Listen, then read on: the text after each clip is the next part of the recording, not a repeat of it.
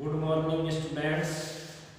10th class के विद्यार्थियों का मैथ की ऑनलाइन क्लास में आपका स्वागत है। जैसा कि पिछले वीडियो में अपन ने प्रश्नावली तीसरी कंप्लीट कर ली थी, आज अपन शुरू करेंगे प्रश्नावली चौथी, जिसका नाम है दो चरों वाले रैखिक समीकरण और असमीकरण, यानी ग्राफ है। इसके अंदर क्या है? ग्राफ है। तो ये विद्यार्थियों बोर्ड के अंदर 6 नंबर का प्रश्न इससे पूछा जाता है। बोर्ड परीक्षा के अंदर 6 नंबर का सवाल आपको इस प्रश्नावली में से पूछा जाता है, जिसके तहत आपको 5 नंबर का ग्राफ बनाना होता है। 1 नंबर का ग्राफ से संबंधित वो आपको सवाल पूछता है, वो अपन ग्राफ पढ़ेंगे तब वो आराम से बताएंगे। तो देखिए विद्यार्थियों, 6 नंबर की प्रश्नावली है, अति महत्वपूर्ण प्रश्नावली है, आपको ध्यानपूर्वक समझना है। और इस प्रश्नावली के जो सवाल है वो ग्राफ के अंदर करने हैं। कल से आप ग्राफ ले आना और मैं बता दूंगा कौन से सवाल ग्राफ में करने हैं, कौन से कॉपी के अंदर करने हैं। तो आज जो भी पढ़ाए जाएंगे वो सवाल आपको फिर कॉपी के अंदर ही करने हैं। और आगे जो पढ़ेंगे ग्राफ बनाएंगे, ग्राफ बनाएंगे तब अपन उसको ग्राफ के अंदर ये ग्राफ को बनाना है।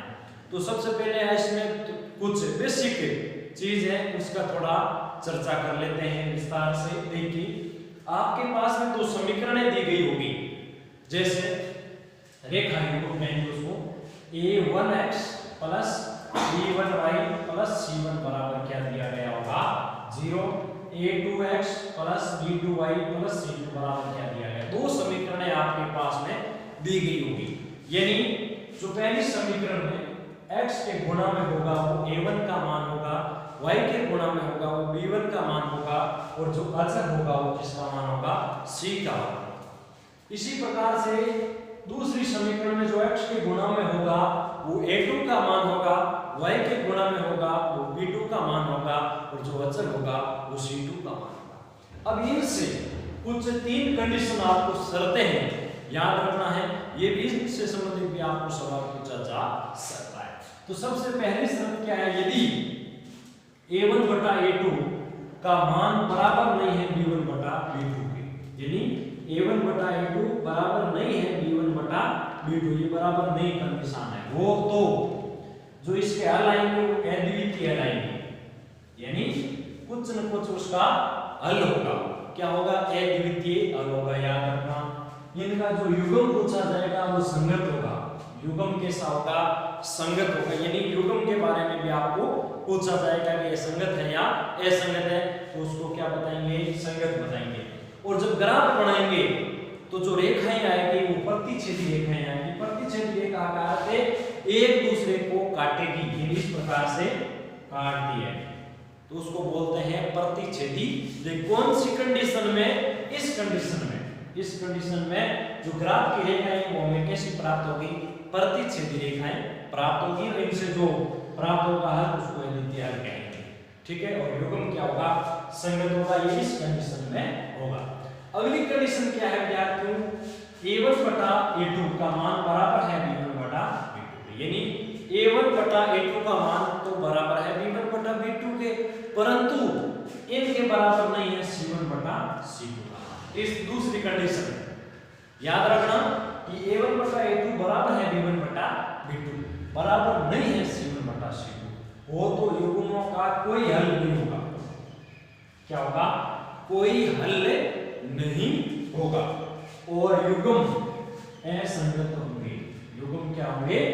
असंगत होंगे, और जो रेखाएं आएंगी वो समानांतर रेखाएं आएंगी। इस प्रकार से दोनों रेखाएं जब ग्राफ बनाया जाएगा तो दोनों रेखाएं आपस में क्या चलेगी? समांतर चलेगी, न तो आपस में मिलेगी और न आपस में काटेगी।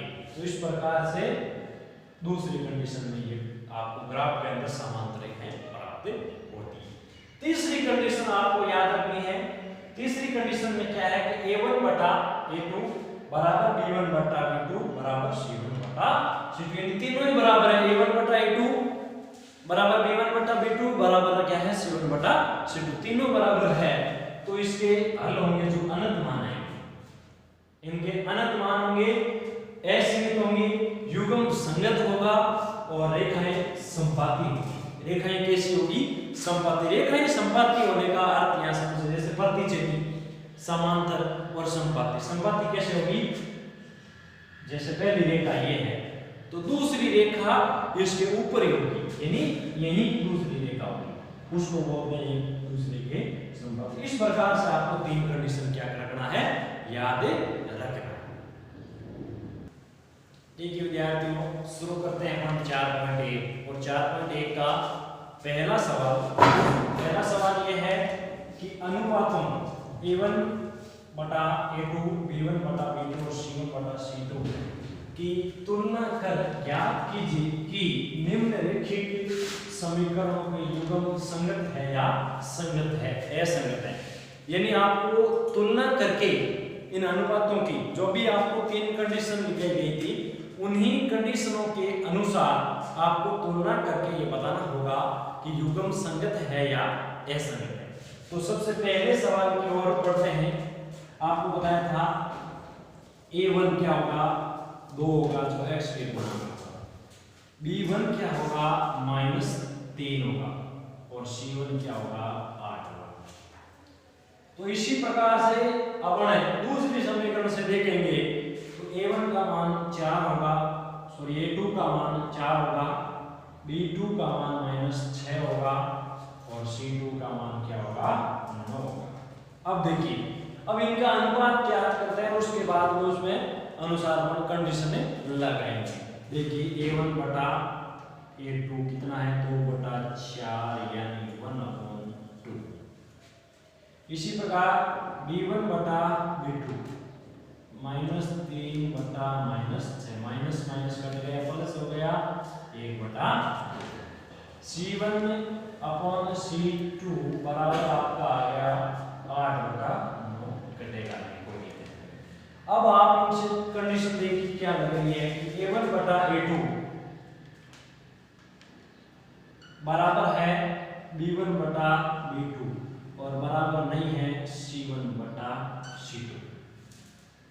तो देखिए विद्यार्थियों, कौन सी कंडीशन लग रही है? आपको पता है, सामने दिख रहा है और पीछे आपने अभी कंडीशन लिखी थी। तो इसमें लग रही है कंडीशन में सेकंड नंबर कंडीशन, जिसमें हल क्या होता है? मतलब युग्म क्या होगा? असंगत होगा। युग्म तो क्या होगा? आपको युग्म के बारे में ही पूछा है, हल के बारे में पूछा नहीं है। तो युग्म तो क्या हो जाएगा? असंगत है, हल कोई नहीं होगा। हल तो पूछा ही नहीं है, तो इसलिए अपन लिखने की आवश्यकता नहीं है। युग्म के बारे में केवल पूछा है। रेखाएं यदि पूछे तो रेखाएं कैसी होगी? समांतर होगी। तो इस प्रकार से अपन ये इस कंडीशन के द्वारा अनुपातों की सहायता से अपन जांच कर सकते हैं कि युग्म क्या है? असंगत है। इसी प्रकार अगला सवाल देखिए। अगले में a1 कितना है? 3, b1 कितना है? -1, y के गुणा कुछ नहीं, -1 है, c1 कितना है? 2, a2 कितना है? 6, b2 कितना है? -2 और c2 कितना है? 4। तो देखिए a1 अपॉन a2 3/6 यानी 1/2, b1 बटा b2 बराबर -1/-2, माइनस माइनस कट गया, प्लस 1/2 और c1 बटा c2 बराबर आ गया 2/4 यानी 1/2। सब मान बराबर है। a1 सब का अनुपात क्या है? बराबर a1 बटा a2 बराबर b1 बटा b2 बराबर क्या है? c1 बटा c2। यानी a1 बटा a2 बराबर b1 बटा b2 बराबर है c1 बटा c2। तो बताइए कंडीशन नंबर कौन सी लग रही है? 3, जिसके अंदर युग्म क्या होगा? संगत होगा। युग्म कैसा होगा? संगत।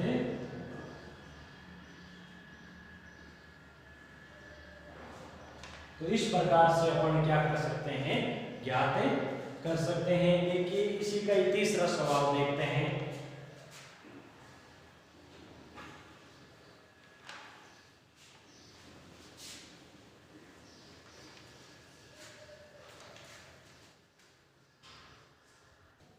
देखिए तीसरा सवाल पहले का 2x माइनस 2y बराबर 2, 4x माइनस 4 बराबर 5। ये आपको खुद को करना है। इसमें देखो a1 b1 c1 a2 b2 और c2, तो आप आराम से कर देना। ये मैं तो बता देता हूँ, a1 का मान आपके पास में 4/3, b1 है आपके पास में 2 और c1 है आपके पास में 8। इसी प्रकार a2 है आपके पास में 2, b2 है आपके पास में 3, c2 आपके पास में 5। अब इनके अनुपात ज्ञात कर लेते हैं। a1 बटा a2 बराबर 4/3 बटा में क्या है 2, इसके बटा में करना 4/3 के बटा में 2/1 है, ऊपर आया तो गुणा में हो गया 4/3 गुणा 1/2, 2 से 1 कट गया 2 बार, तो 2 बटा क्या आया 3।